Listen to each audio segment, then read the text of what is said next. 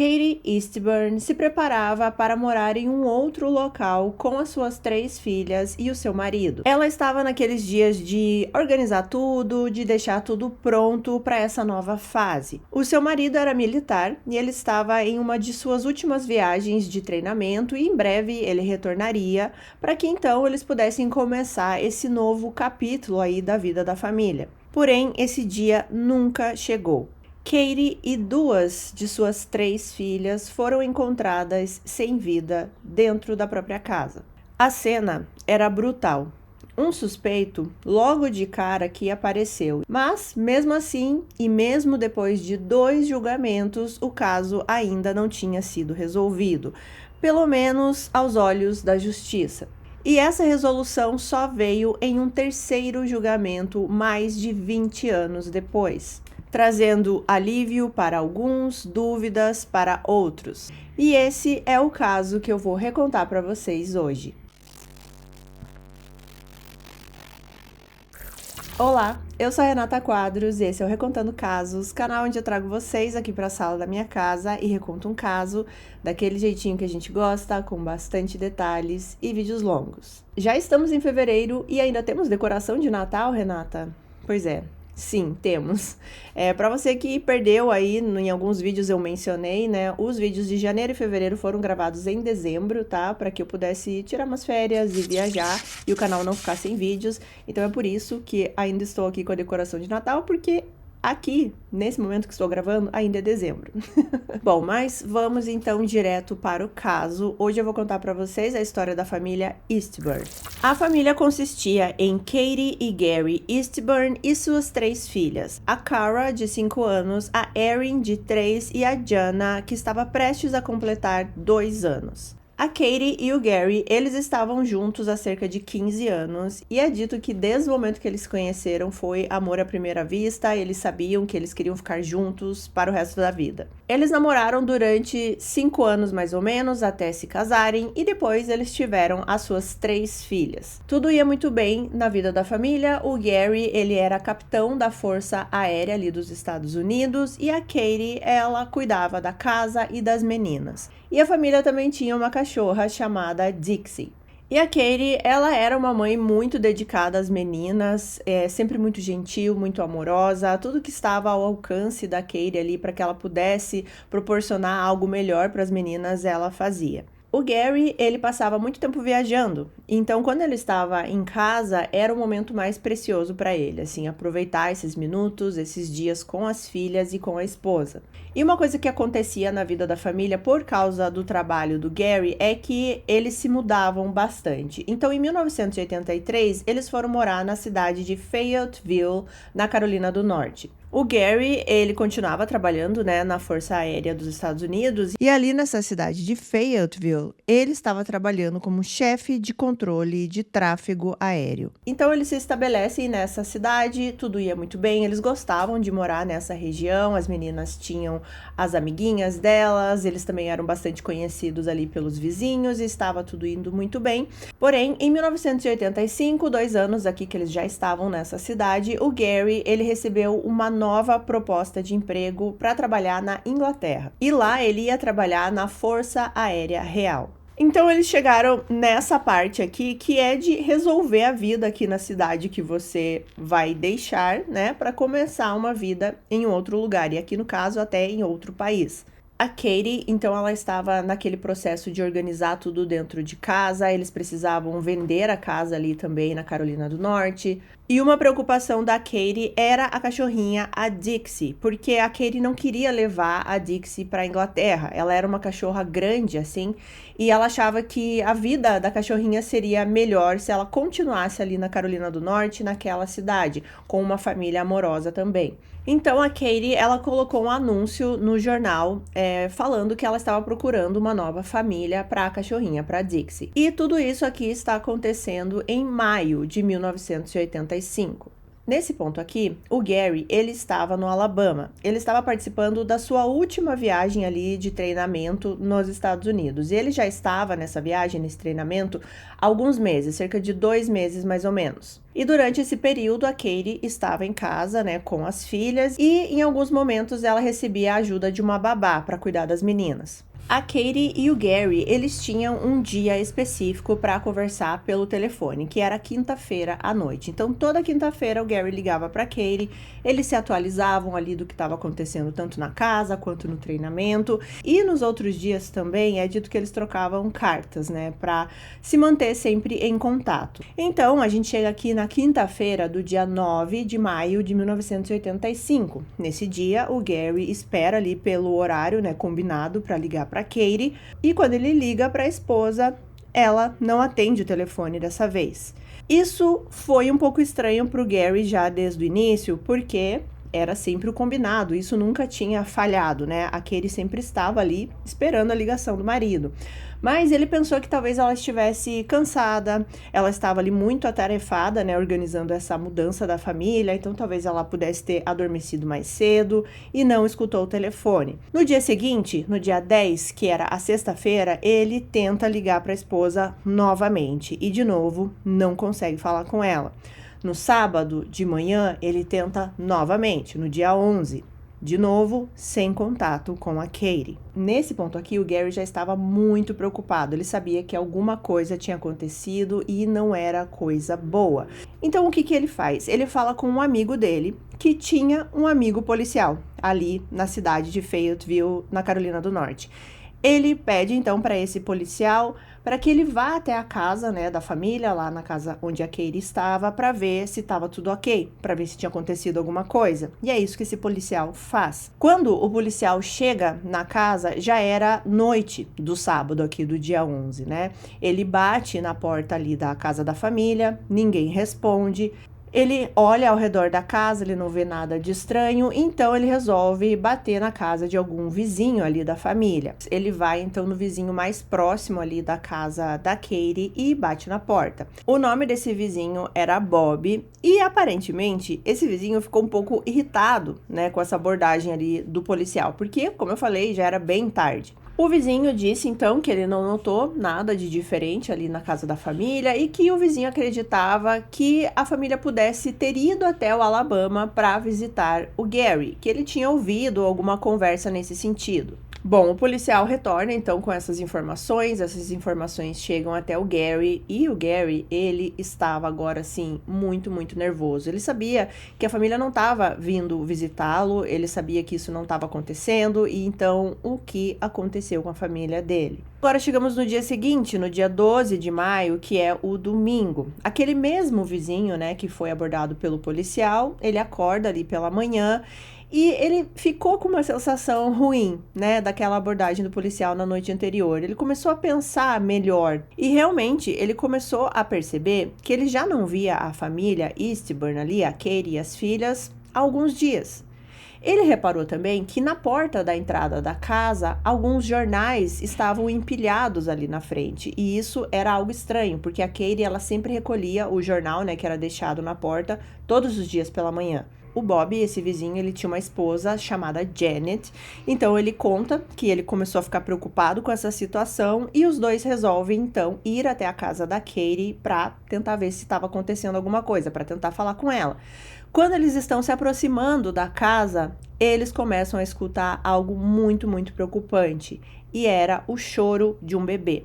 Eles conseguiam ouvir claramente esse choro e eles sabiam que estava vindo ali da casa da família Eastburn. Então, eles chamam a polícia. A polícia chegou até que rapidamente, eles chegaram uns 15 minutos depois que o Bob ligou para eles e quando os policiais chegaram ali na frente da casa, eles não conseguiam mais escutar o choro do bebê. Então, de início, eles acharam ser até meio estranho, sabe? Eles acharam que os vizinhos tinham se enganado, que não tinha nenhum choro de bebê, nem nada. Ao mesmo tempo que o vizinho ali, o Bob, ele ligou para a polícia, ele também ligou para a babá que trabalhava ali na família Eastburn. O nome dela era Julie, e a Julie, ela era meio que babá de várias casas ali na mesma rua, no mesmo bairro, então ela era bem conhecida. E quando o vizinho Bob ele escutou o choro do bebê, ele achou importante chamar a babá, né? Alguém que conhecia a família, que conhecia o bebê. Então ela chegou ali meio que quando a polícia também estava tentando entender o que estava acontecendo, e ela conseguiu chegar até uma janela da casa e avistar a bebezinha, a Jenna. Ela estava no berço e ela começou a chorar novamente. Os policiais, então, eles conseguiram avistar a bebê também, escutar o choro, então eles imediatamente cortam a tela que tinha na janela para entrar e resgatar essa bebezinha.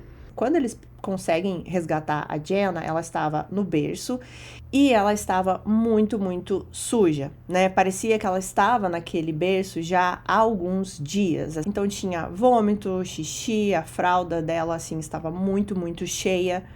Ela foi colocada sob os cuidados dos vizinhos ali mesmo, para que eles pudessem pelo menos trocar a roupinha dela, dar um banho nela e alimentá-la rapidamente ali, para que ela parasse de chorar, acalmasse, até que ela fosse levada aí para um hospital para os primeiros atendimentos. E a Janet, né, essa vizinha, ela contou posteriormente quão dramático foi alimentar essa bebezinha nesses primeiros momentos, porque ela estava com muita fome, ela estava muito desidratada. Então, quando ela deu leite para Jenna tomar, é dito que ela começava a tomar esse leite com tanta fome, tão desesperada, que ela acabava engasgando. E daí ela vomitava, e daí ela tentava tomar de novo, e daí ela vomitava. Então, assim, foi bem difícil esses primeiros momentos. Mas, enfim, a Jenna foi colocada ali sob os cuidados, ela ficou limpinha e se acalmou. Enquanto isso, os policiais, então, estavam revistando o resto da casa ali da família. E não demorou muito para, infelizmente, os policiais encontrarem 3 corpos na casa. E eles já estavam num estado ali avançado de decomposição. A filhinha do meio, a Erin, de 3 anos, e a Katie, né, a mãe, elas foram encontradas no quarto principal. Cada uma estava de um lado da cama, no chão. A Erin, ela foi encontrada com um travesseiro no seu rosto e a sua garganta tinha sido cortada. A Katie, ela estava com o mesmo ferimento na garganta. Ela também tinha a sua calcinha cortada. Ela tinha sido esfaqueada 15 vezes no peito. E ela também foi abusada sexualmente. A Cara, de 5 anos, a filhinha mais velha, ela foi encontrada no quarto dela mesmo e ela estava escondida embaixo do seu cobertor do Star Wars. E ela também tinha vários ferimentos à faca. A bebezinha, a Jenna, ela foi levada para um hospital e lá eles descobriram, gente, que a Jenna, ela estava a horas de perder a vida. Se demorassem algumas horas a mais para encontrar a bebê, ela morreria por desidratação. Tirando isso, ela não tinha nenhum outro tipo de ferimento. E, gente, um detalhe que eu não comentei com vocês, né? A descoberta, que essa descoberta terrível na casa, foi feita no dia 12 de maio, né? Era um domingo. E nesse dia era o Dia das Mães. Então, vocês imaginam como foi triste essa notícia.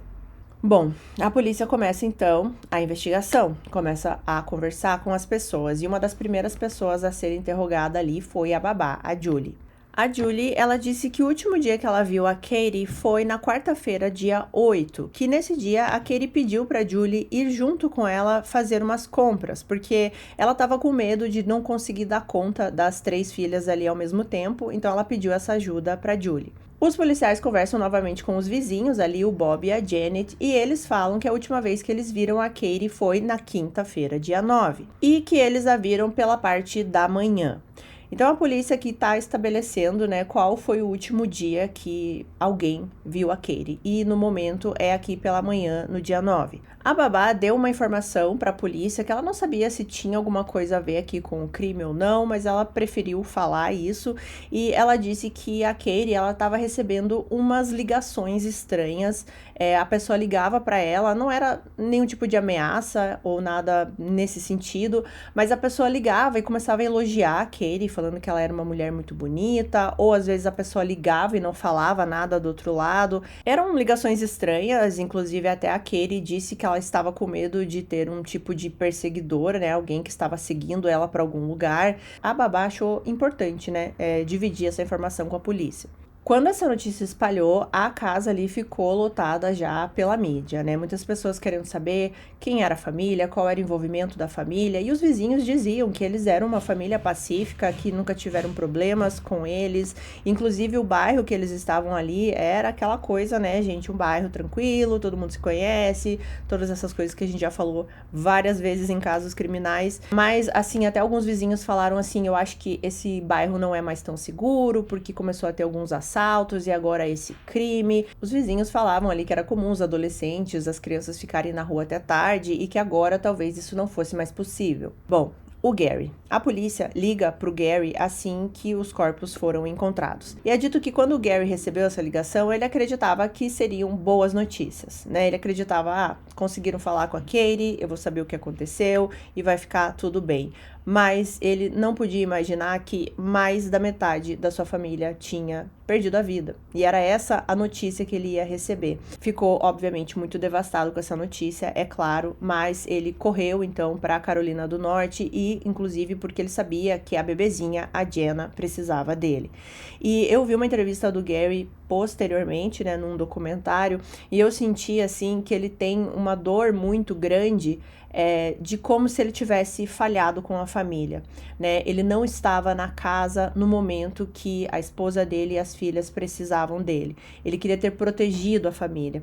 Mas, ao mesmo tempo, ele estava fora, né, em treinamento, ele estava trabalhando também para proporcionar coisas para a família, né? É dito que tudo que o Gary fazia, ele fazia pensando na família. Mas eu realmente senti isso na entrevista dele, assim, que ele sente que falhou. Sabe, que ele não foi um bom marido, que ele não foi um bom pai, porque ele não estava na casa naquele momento. O Gary também disse posteriormente que se a Jenna não tivesse sobrevivido, ele não sabia o que ia acontecer com ele, assim, que na verdade ela deu a força para ele continuar vivendo. Voltando então para a casa agora é uma cena de crime e a polícia está lá investigando e tentando encontrar o máximo de evidências possível.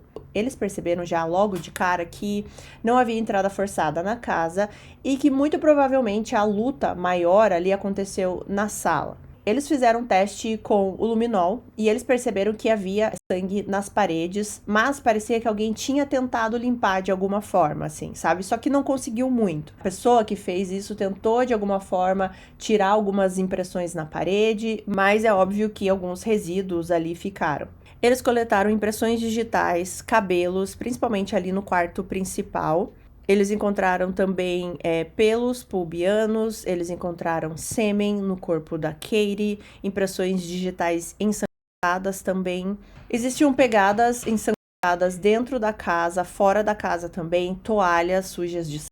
Então, realmente parecia que a pessoa que fez tudo isso, de alguma forma, tentou se limpar e limpar alguns lugares da casa, só que existia muito sangue, né? Então, talvez a pessoa tenha desistido no meio do caminho. Quando o Gary chegou na Carolina do Norte, ele foi chamado ali pelos policiais para ir até a casa para identificar se havia algum item de valor que estava faltando. O Gary, ele conseguiu identificar que faltava uma caixa de metal, que dentro dessa caixa existiam $300. Ele também disse à polícia que o cartão da Katie estava faltando e ela tinha também, junto com o cartão, um papelzinho que tinha a senha do cartão e esse papel também estava faltando. Os policiais pensaram que seria um crime bastante brutal, apenas para roubar ali $300 e um cartão de crédito, mas que talvez a pessoa que fez isso tirou a vida das duas garotinhas porque elas poderiam identificá-lo. Os policiais, eles sabiam que seria um momento difícil, mas eles tinham que tentar falar com a Jenna, a garotinha que sobreviveu, que aqui tinha apenas 2 anos. A polícia chama uma psicóloga para tentar ver se eles conseguiam alguma coisa dela, se ela tinha visto alguma coisa naquele dia. Essa psicóloga também foi chamada para ajudar ali a Jenna a lidar com o trauma, né? Que ela ainda nem entendia que tinha passado. Ela fazia algumas perguntas não muito diretas, né? Ela não tinha como perguntar assim, quem fez isso, o que você viu. Então ela começou a perguntar assim, aconteceu alguma coisa de assustador na sua casa? Você teve alguma coisa que você ficou com medo? E ela começou a dizer algumas coisas. Ela começou a dizer assim que ela precisava se esconder porque o homem mau estava chegando. Ela fazia o gesto assim do psh, né, do ficar em silêncio. Ela falou algumas vezes de se esconder do ladrão, que ela precisava ficar quietinha. coisas nesse sentido.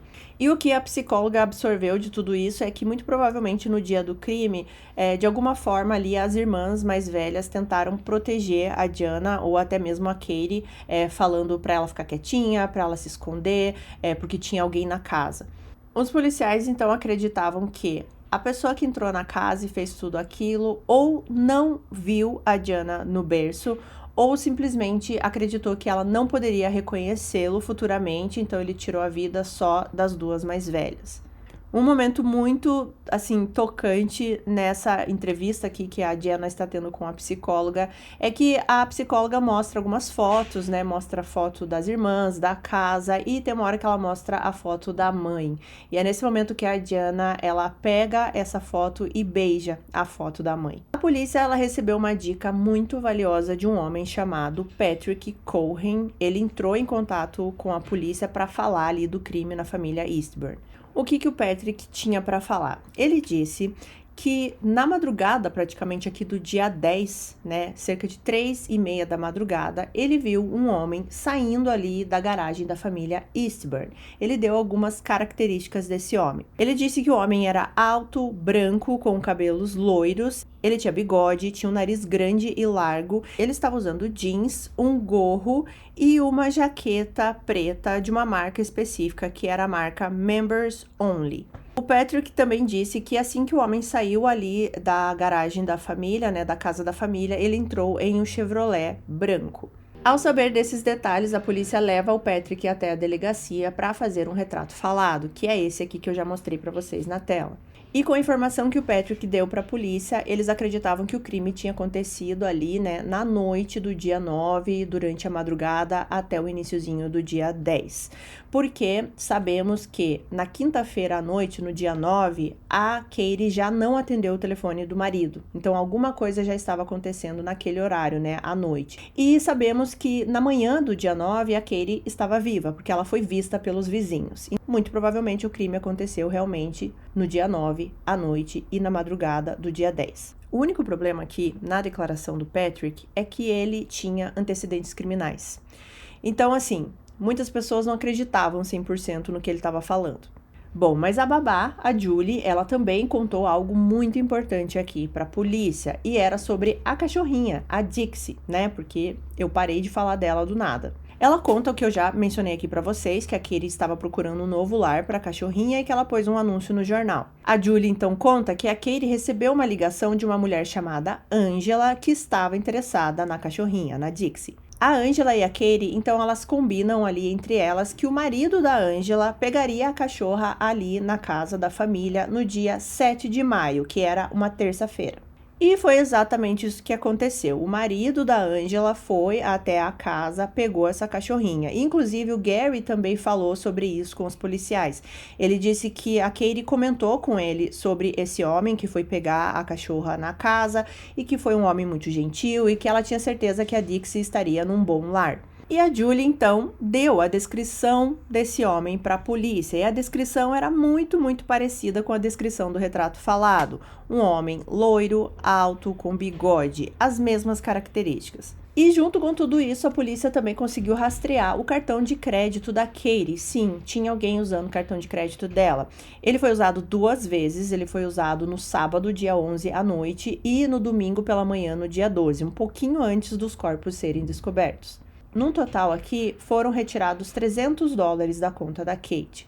Então, eles rastrearam a próxima pessoa aqui que fez uma transação no caixa eletrônico, né? No mesmo caixa eletrônico que foi usado o cartão da Katie. Eles acreditavam que a pessoa que foi a próxima a usar o caixa eletrônico poderia ter visto a característica da pessoa que estava usando o cartão da Katie. Eles conseguem conversar, então, com essa pessoa que usou o caixa eletrônico e ela fala exatamente as mesmas características para a polícia. Ela disse que ficou esperando ali para usar o caixa eletrônico e quem estava usando o caixa eletrônico antes dela era um homem alto, loiro e de bigode. Conforme tudo isso foi se desenrolando, a polícia, ela falava às vezes aí na mídia, né, do que estava acontecendo na investigação. E uma das coisas que a polícia falou em uma coletiva foi que eles estavam atrás do homem que foi buscar o cachorro da Katie no dia 7 lá na casa. E esse homem se apresentou. O nome desse homem era Timothy Haynes. Ele se apresentou voluntariamente à polícia no dia 15 de maio, 3 dias depois aqui que os corpos foram encontrados. E ele foi, assim, basicamente limpar o seu nome e dizer assim: olha, eu sou o cara que pegou o cachorro da família Eastburn, mas eu não tenho nada a ver com esse crime. As semelhanças, vocês estão vendo aqui, né, do retrato falado e dele, eram absurdas, assim, é muito, muito parecido. Parece, na verdade, que alguém pegou uma foto do Timothy e daí fez o desenho em cima. O Timothy Haynes, ele era casado com a sua esposa Angela e ele tinha uma filhinha chamada Christina. Ele era mais conhecido como Tim. Ele tinha 27 anos aqui quando ele se apresentou para a polícia. Ele disse então que no dia 7 ele foi realmente até a casa da família, pegou a cachorra Dixie. Ele também disse que no dia 9 ele ligou para Katie para conversar sobre a Dixie, para contar como é que estava sendo ali os primeiros dias de adaptação na nova casa e que essa era a ligação dele com a família, apenas isso. Ele então conta o que ele fez no restante do dia 9, né, que o dia 9 aqui é bem importante, que é o dia que a polícia acredita que aconteceu o crime. Ele disse que nesse dia, depois de falar com a Katie, ele pegou a sua esposa, a sua filha, levou as duas para a casa dos seus sogros e depois ele voltou para a casa dele e ficou sozinho em casa. Ou seja, não tinha ninguém aqui para confirmar realmente onde o Tim Haynes estava na noite do crime. Porém, o Tim Haynes parecia estar bem disposto a limpar o seu nome. Ele deu amostras de sangue, de saliva, de cabelo, tudo para confirmar que ele não tinha nada a ver com esse crime. Nesse momento aqui, a polícia não tinha nenhum motivo para manter o Tim preso. Então, depois de 7 horas que ele ficou ali sendo interrogado pela polícia, ele foi liberado. E quando ele foi liberado, gente, tinha a mídia toda fora da delegacia esperando ele sair. E é possível ver que o Tim sai da delegacia e entra no seu carro. E qual era o carro dele? Um Chevrolet branco, igual ao que o Patrick disse que viu na madrugada depois do crime. A polícia então chamou o Patrick novamente e a mulher que usou o caixa eletrônico logo em seguida da transação feita com o cartão da Katie. E os dois escolheram a foto do Tim Haynes no meio de várias outras fotos de outros homens. A polícia também fica sabendo de uma informação importante de uma ex-namorada do Tim. Ela disse que na quinta-feira à noite, ou seja, no dia 9, o Tim apareceu na casa dela. Vamos lembrar aqui que o Tim era casado e ele disse que tinha acabado de deixar a esposa e a filha na casa dos sogros, né? Então, aparentemente, ele foi depois para a casa de uma ex-namorada. Ele queria entrar na casa dessa ex-namorada, ele queria ter relações com ela, mas ela não quis, ela o rejeitou. E ele saiu ali da casa dela bastante nervoso.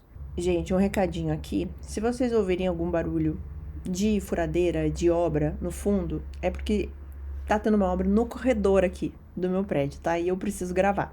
Então, eu vou continuar gravando, eu vou tentar evitar os maiores barulhos aqui, mas se vocês ouvirem algum chiadinho no fundo, é por causa disso, tá? Eu espero que o microfone não capte muito o barulho da obra. Bom, a polícia não parava de receber informações sobre o Tim Haynes. E um vizinho do Tim foi falar com a polícia também. Ele disse, esse vizinho, que a família ali do Tim era uma família quieta, uma família que não dava problemas, assim, eles mal viam a família ali na casa. Só que teve um dia que ele viu que o Tim estava queimando algumas coisas no quintal. Ele não conseguia ver exatamente o que ele estava queimando, mas ele estava queimando dentro de um barril. E na hora, assim, que o vizinho viu, ele não deu muita bola, mas depois ele viu nas notícias que o vizinho dele, Tim Haynes, estava sendo aí suspeito de um crime muito grave. Então, ele resolveu contar isso para a polícia. Outra informação que eles receberam também foi de uma lavanderia. Como eu disse, estava todo mundo acompanhando esse caso, né? E um funcionário dessa lavanderia foi até a polícia dizendo que o Tim Haynes levou uma jaqueta preta da marca Members Only para lavar nessa lavanderia. Mas não acaba por aí, porque a polícia também descobriu que o Tim Haynes estava com problemas financeiros. Vocês se lembram que eu disse que a polícia acreditava que o motivo do crime poderia ser roubo, né? Foram roubados $300 da casa e depois ainda mais algum dinheiro sacado do cartão. A polícia descobriu que o Tim estava devendo cerca de $300 de aluguel e ele não estava conseguindo pagar, mas depois do crime, milagrosamente, ele conseguiu quitar essa dívida. Bom, nessa altura aqui, né, gente, vocês estão pensando aí, eu também pensei aqui e a polícia também pensou lá naquela época. Timothy Haynes é o cara, vamos atrás dele. E eles foram atrás do Timothy para prendê-lo. Ele não ofereceu nenhuma resistência, ele entrou no carro com os policiais, tudo bem tranquilo. Só no momento que ele sai do carro até entrar realmente ali na delegacia, que ele tentou esconder o seu rosto, tinha muitos repórteres, tinha muitas câmeras, então ele tenta esconder o rosto até entrar na delegacia. O Tim, ele ainda continuava dizendo que não tinha nada a ver com o crime. Ele falava para os policiais que era apenas para eles testarem as evidências, que eles saberiam da verdade. E as pessoas que conheciam o Tim mais a fundo também o defendiam. Falavam que ele era um cara legal, que ele tinha vários amigos, que ele ajudava os vizinhos, que ele era bastante protetor ali com a sua família, né, a sua esposa e a filhinha, que ele nunca teve problemas no trabalho. E para o desespero da polícia aqui, os testes feitos, né, com o que foi encontrado na cena do crime e as amostras coletadas do Tim deram inconclusivos. Sim, gente. A gente tem que lembrar que estamos falando de 85 aqui, né? Então a tecnologia não era tão avançada. Alguns testes nem existiam nessa época. Pelo que eu vi nas fontes, por exemplo, o teste de sêmen, assim, não estava disponível na época. Eles não conseguiam testar o que foi encontrado na Katie com o DNA do Tim. Eu não tenho como afirmar absolutamente com toda a certeza do mundo quais eram os testes disponíveis aqui em 85, mas o que é dito nas fontes desse caso específico, que esse teste aí do sêmen não pôde ser feito. Mas enfim, esses testes, eles não ajudaram muito aqui a polícia, né? Eles deram inconclusivos, eles não poderiam comprovar que o Tim tinha estado dentro da casa. Mas a polícia acreditava sim que eles estavam corretos. Independente desses testes, o Timothy, ele continuou preso e ele teve um julgamento marcado. A esposa do Tim, a filhinha do Tim, ficaram do lado dele o tempo inteiro. Elas iam visitar ele na prisão, elas também estavam presentes no julgamento. Foi oferecido um acordo para o Tim, para que ele se declarasse culpado, aí ele não seria sentenciado à morte e sim à prisão perpétua, mas ele não aceitou, ele disse que ele era inocente e ia provar isso no julgamento.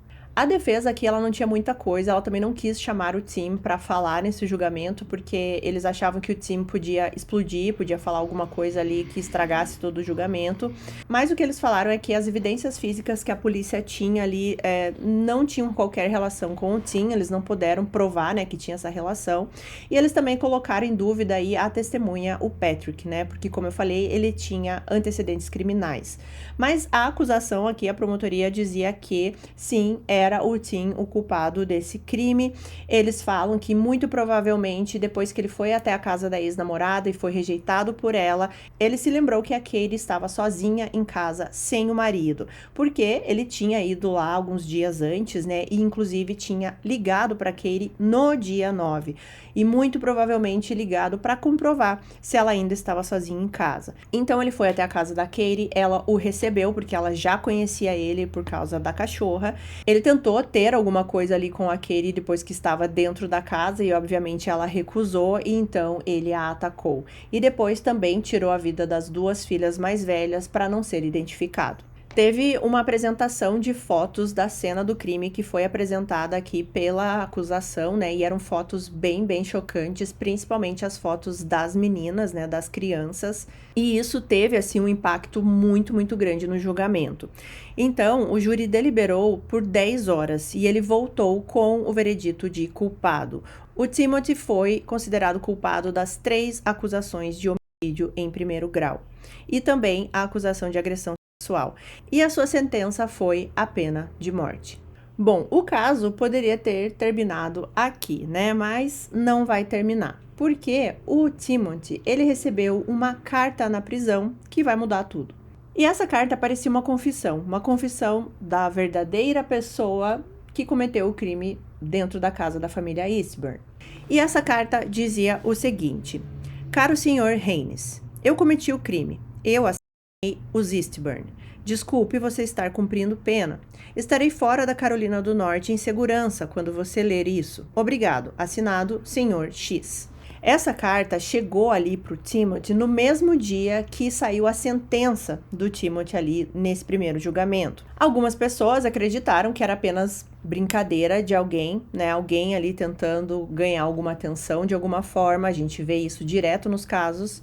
E para a polícia ali, essa carta meio que não queria dizer nada, porque essa pessoa não disse nada de importante realmente nessa carta. Ela não deu nenhuma dica, nenhuma informação que desse a entender que essa pessoa sabia de algo do crime, diferente do que havia sido divulgado, por exemplo. Mas para os advogados do Timothy, essa carta era sim muito importante e ela poderia ajudar ali na apelação do caso. 2 anos depois do primeiro julgamento aqui, os advogados de defesa do Timothy, eles entraram com um pedido de um novo julgamento.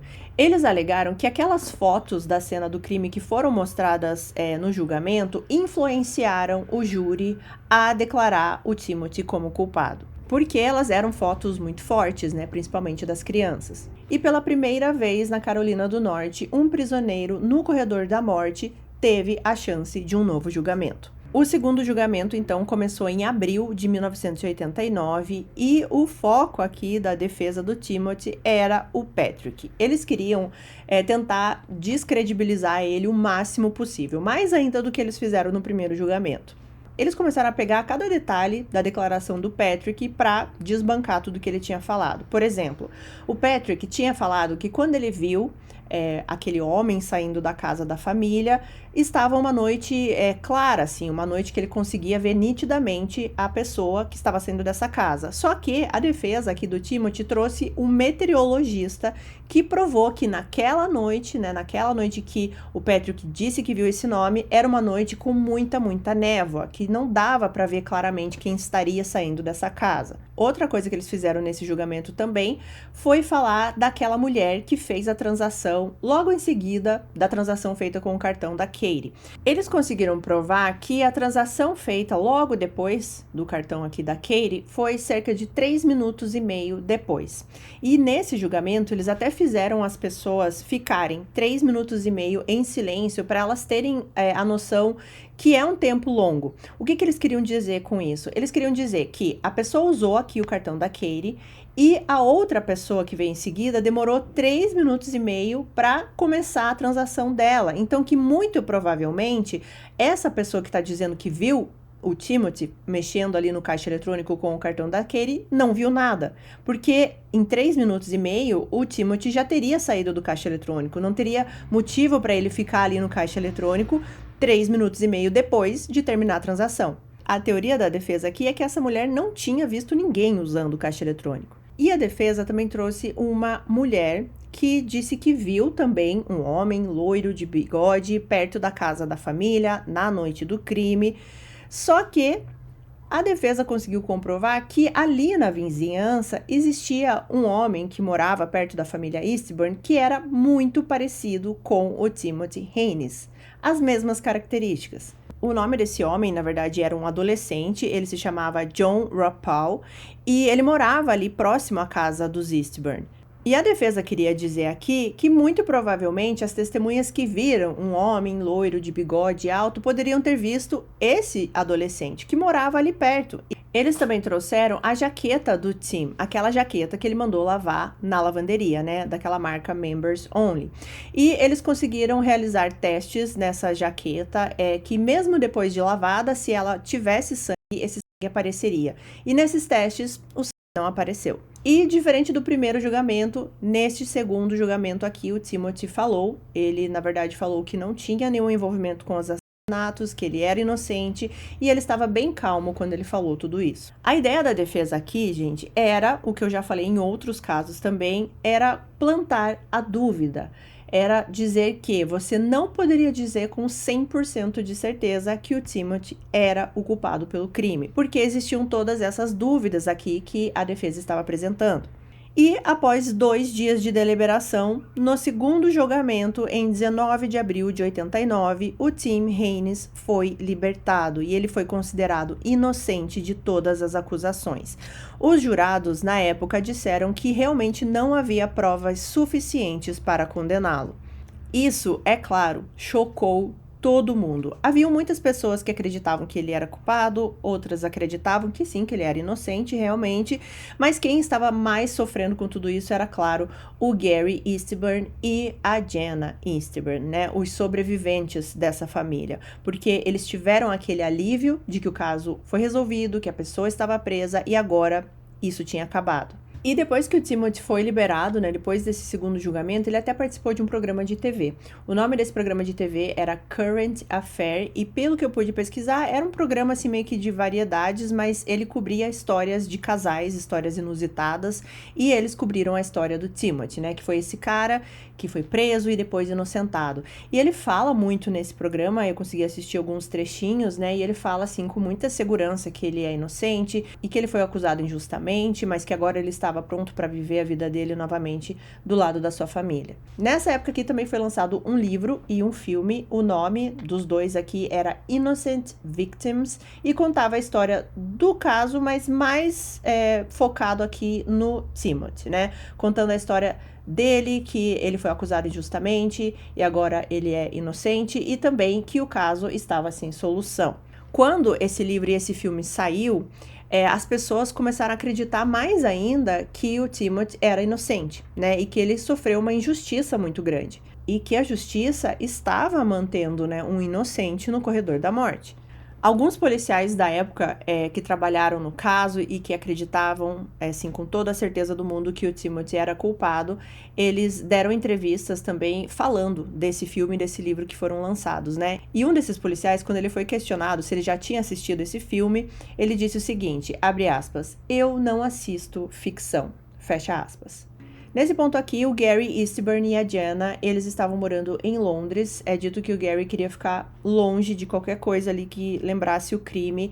E quando teve o segundo julgamento, o Gary disse que pensou assim, bom, independente, se ele for culpado ou se ele for inocente, eu preciso seguir minha vida. Eu não vou mais ficar me prendendo a esse crime. E o Gary, ele conheceu uma nova esposa em Londres. E essa nova esposa se deu muito, muito bem com a Jenna. A Jenna até disse numa entrevista que essa nova esposa foi tudo que ela conheceu de uma mãe, porque ela conviveu muito pouco com a mãe biológica, né? E não que ela tivesse esquecido a mãe biológica, mas ela estava muito agradecida por essa nova esposa do pai, que foi realmente como a mãe dela a vida inteira, né? Ela foi muito amorosa com a Jenna. Depois de algum período, né, que eles ficaram morando em Londres, né, agora o Gary com sua nova esposa e a Jenna, depois eles se mudaram para Washington, novamente ali nos Estados Unidos.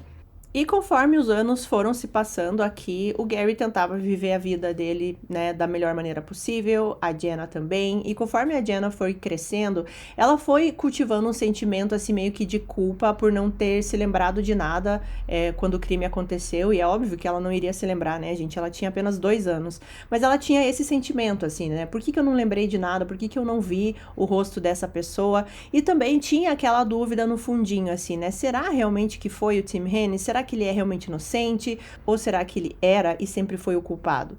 Então, anos e anos se passaram, mais precisamente 21 anos após os crimes, e chegamos aqui em 2006.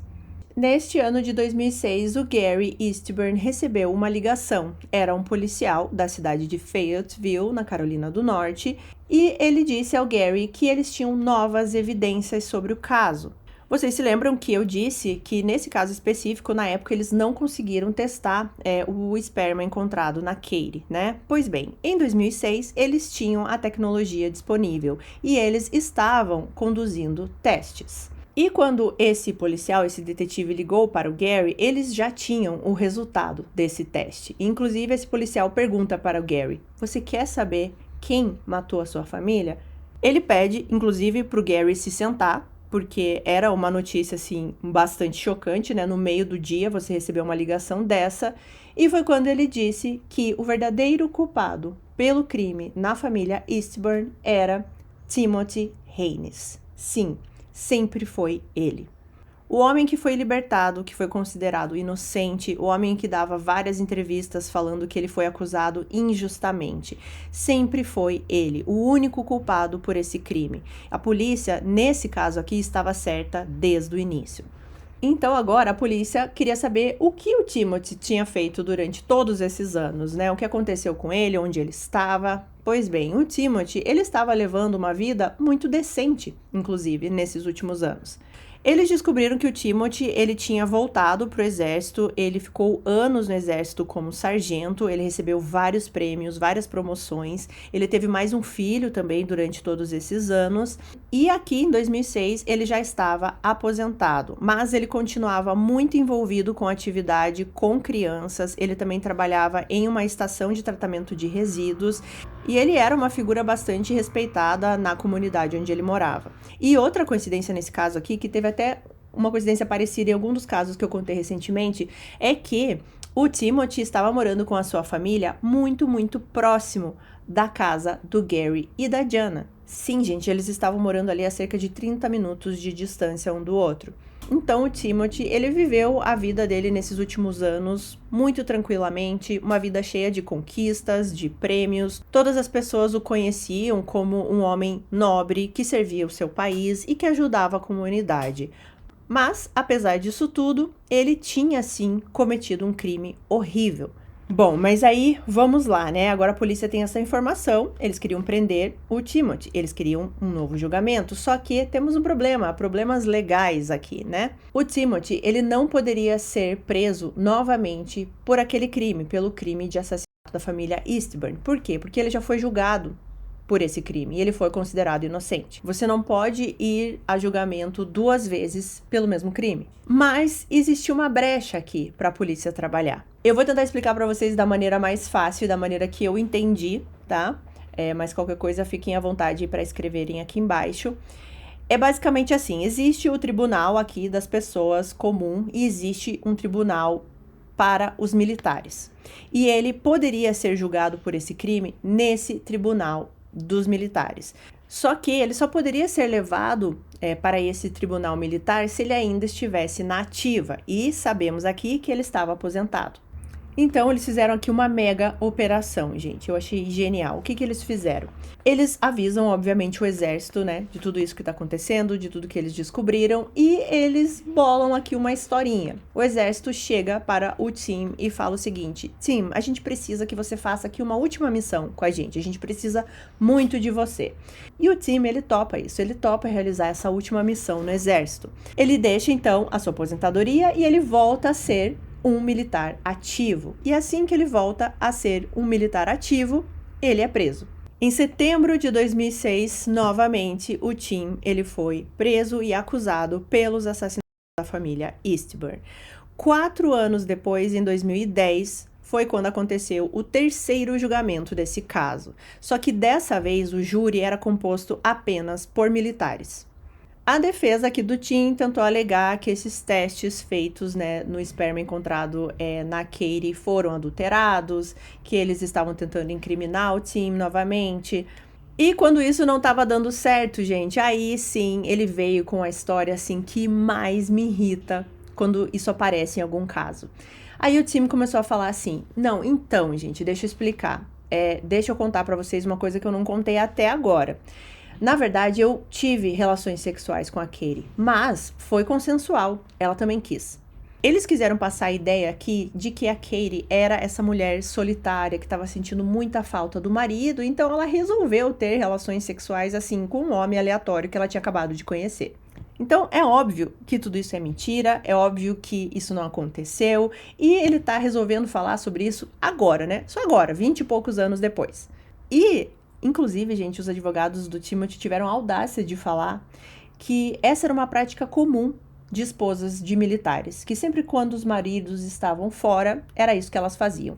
E eles tiveram a audácia de falar isso, vamos lembrar aqui, em um tribunal cheio de militares. Foi um momento muito difícil para o Gary escutar tudo isso, né? Ver a Katie sendo pintada dessa forma aqui. Ele sabia que ela era uma esposa muito amorosa, uma mãe muito dedicada, que ela jamais faria isso, né? E ela não estava ali para se defender. Isso que me dá mais raiva, né? Quando eles tentam colocar a culpa, de certa forma, em alguém que não pode falar mais por si só, não pode dar a sua versão. A filha do Timothy foi depor nesse julgamento, inclusive ela já tinha também um filho dela, ou seja, o Timothy já era avô, e ela foi falar das qualidades do pai, que ele era um pai muito amoroso, que ele sempre lutou pela família, que ele jamais seria capaz de fazer o que estavam o acusando de fazer. O autor, gente, daquele livro que eu mencionei aqui pra vocês, o Innocent Victims, ele acredita 100% no Tim. E mesmo aqui, né, mesmo com o teste de DNA, tudo isso, ele não conseguia acreditar que ele era culpado, porque ele dizia assim: como que um homem que cometeu um crime desse viveu tantos anos depois, fazendo tantas coisas boas, tendo uma vida decente, ganhando tantos prêmios? Como ele mentiria todos esses anos para nós? Bom, quem falou também nesse julgamento foi a Jenna e o Gary, e foram depoimentos muito, muito emocionados. A Jenna, ela disse que o Timothy tinha roubado mais da metade da sua família, que ela disse que não poderia mais ter as suas irmãs e a sua mãe, que ela teve vários momentos que ela se sentia triste e sozinha conforme ela foi crescendo, que ela não tinha mais ninguém para admirar, né? Porque ela perdeu as 2 irmãs mais velhas e mais a mãe, então ela estava muito sozinha. O Gary, ele disse que ele não conseguia descrever a sensação de perda que ele tinha, toda a dor que ele sentiu durante esses anos. E ele disse, inclusive, que ele se sentia um fracasso como pai, porque ele imaginava que as suas filhas estavam procurando por ele quando elas estavam em perigo na casa. E ele se sentia muito mal por saber que elas precisaram dele e ele não estava lá. Os jurados ficaram muito, muito emocionados com os depoimentos da família aqui, né, do Gary e da Jenna. E no final desse terceiro julgamento, Timothy Haynes foi considerado culpado novamente. E a sentença foi a sentença de morte, pela segunda vez. E logo depois que esse julgamento terminou, o Gary, né, ele foi entrevistado, assim, saindo ali do tribunal.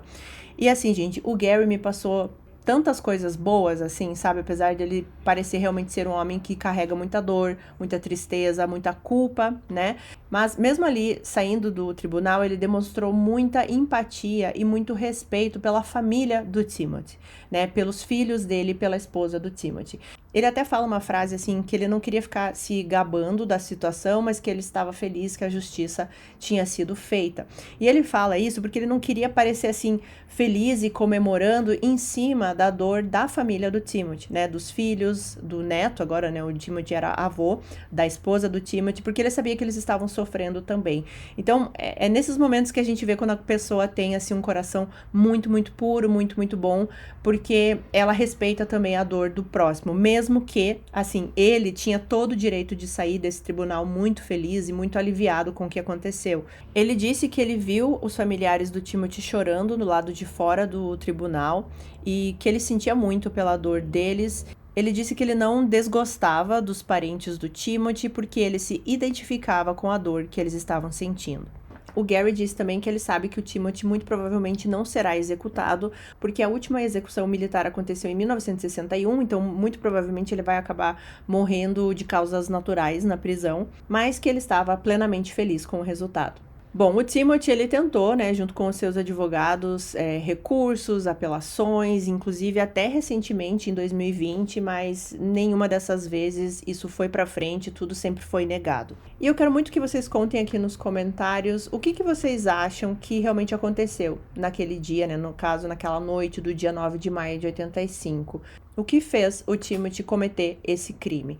Eu vou dar aqui para vocês a minha opinião, tá? É uma opinião, uma teoria do que eu acho que pode ter acontecido. Eu acredito que o Tim, quando ele foi até a casa da família Eastburn para pegar a cachorra, a Dixie, ele deu de cara com a Katie. Ele se sentiu atraído por ela, ele achou ela muito bonita e ele percebeu que ela estava ali sozinha já há alguns dias, né? Que o marido estava viajando. Naquela quinta-feira, a gente sabe que ele foi até a casa de uma ex-namorada, tentou ter relações com ela e ela o rejeitou. Ele pode ter saído da casa da ex-namorada com muita raiva, e então ele se lembrou da Kate. Ele se lembrou que ela estaria sozinha e ele foi até a casa dela. Ela abriu a porta para ele porque naquele mesmo dia ele tinha ligado para ela para falar da Dixie, para falar como estava sendo a adaptação. Então, de repente, ela achou que ele fosse falar alguma coisa da cachorra novamente. E foi quando ele entrou na casa e ele atacou a Kate, atacou as meninas porque elas poderiam identificá-lo e porque ele não atacou a bebezinha do berço, né?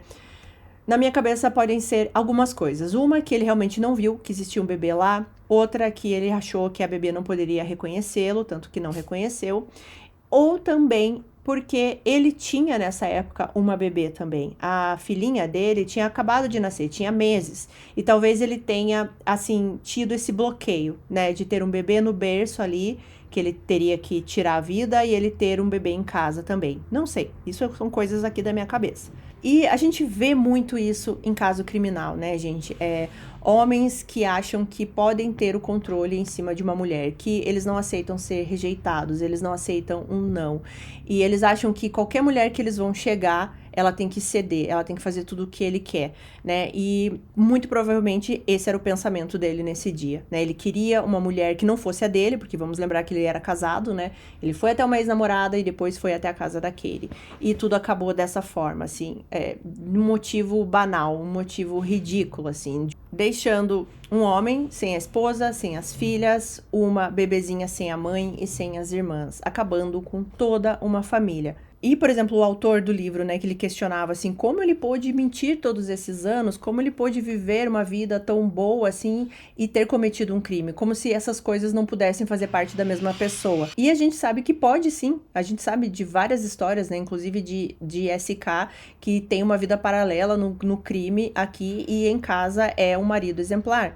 E justamente nesse caso aqui, pode ser que esse crime contra a família foi o único crime que ele cometeu durante a vida inteira dele. E depois ele andou na linha, justamente porque ele também tinha medo de ser preso novamente, justamente porque ele sabia que ele sempre estaria ali no olhar de algumas pessoas. Mas ele não contava com a tecnologia, né, gente? A tecnologia maravilhosa que temos aqui de DNA e que eu sempre falo nos vídeos aqui que eu espero que muitos outros casos sejam resolvidos. Mas é muito irritante sempre a gente pensar que ele pôde viver a vida dele, ele teve mais um filho, ele fez várias coisas durante a carreira dele ali, né? E a Katie não pôde fazer isso, a Kara não pôde fazer isso e nem a Erin. E aquela carta, né, que foi mandada para a prisão, eu não consegui muitas explicações sobre ela. Eu não sei se pode ter sido uma coisa que a própria defesa dele fez ou foi alguém aleatório. Não consegui explicações sobre essa carta, ela realmente é um mistério. E outra coisa que é um mistério pra mim nesse caso, que eu vou comentar aqui com vocês, são aquelas ligações que a babá disse que a Katie estava recebendo, né? Eu não consegui também informações há quanto tempo ela estava recebendo essas ligações. Será que ela estava recebendo ligações bem antes? Ou ela estava recebendo as ligações, por exemplo, ali dias antes do crime? Porque se foi dias antes do crime, eu também começo a pensar que pode ter sido o Timothy, né? Ele viu a Katie no dia 7, quando ele foi pegar a cachorra, e depois ele começou a ligar para ela, até porque ele tinha o telefone dela. Não sabemos, isso são aqui teorias. Mas, felizmente, esse caso foi resolvido, apesar que ele poderia ter sido resolvido já quando aconteceu, né? O Timothy, ele poderia ter ficado preso logo, já depois do primeiro julgamento, isso não aconteceu. Mas, enfim, antes tarde do que mais tarde, né? Eu desejo muito aqui do fundo do coração que o Gary e a Jenna tenham uma vida muito boa pela frente, porque o que eles passaram foi incrivelmente triste e eles merecem tudo de mais maravilhoso na vida. E é isso para o caso de hoje. Muito obrigada por terem ficado comigo até o finalzinho do vídeo. Quero deixar um recadinho aqui para os que ficam no final do vídeo. Se inscrevam lá no meu canal de viagens. O link tá sempre na descrição, tá, gente? De todos os vídeos. É só entrar lá. É o Preciso Viajar. Nesse momento eu devo estar finalizando a minha viagem de férias aqui no início de fevereiro. Então os vídeos dessa viagem devem começar a entrar aí nas próximas semanas. Então se vocês quiserem acompanhar, se inscrevam lá. E quero agradecer os meus membros, né, queridos, esses nomes que estão aqui na tela. Muito obrigada por esse apoio. Quero agradecer a Aninha Ito, a Gabriela Rocha e a Márcia Yates, membros patrocinadores aqui do canal. E eu acho que é isso por hoje, né, gente? Se você chegou até aqui e não é inscrito no canal, se inscreva, vem fazer parte da família Recontando Casos, que aqui só tem gente boa, tá? É só você olhar nos comentários aí pra você ver como a galera aqui é 10. Então eu espero vocês, venha fazer parte da família e a gente se vê na próxima semana em um novo vídeo. Um beijo, se cuidem, até lá!